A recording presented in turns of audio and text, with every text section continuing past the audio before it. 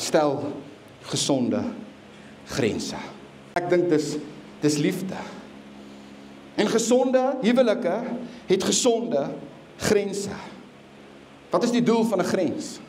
'n Heining is om die goeie goed in te hou en die slegte goed buite te hou. So met ander woorde, as jy sal wys wees in jou huwelik as jy gesonde grense stel. Nie om beperkings te maak nie, maar juist vir die vryheid, vir gesondheid. Stel 'n gesonde grense. Gee jou vrou die password. My vrou weet alles. Mans, gee jouself vir jou vrou, dat sy kan kyk wie jou laaste SMS. Sy ken elke password van my, want ons stel gesonde grense. Dalk is dit tyd weer vir jou om 'n grens te stel in jou huwelik. Sê luister, dalk is dit weer tyd vir ons om 'n nuwe habit te begin, om saam te bid. Dalk is dit weer tyd vir ons om saam te begin kerk toe kom.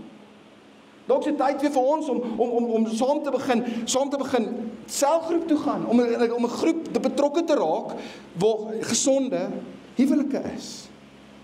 Ek het hierdie beginsel neergeskryf. As jou huwelik vol is van dinge wat God eer, bly daar min dinge oor wat God oneer aandoen. If you pack all the good stuff, there's not much room for the bad stuff.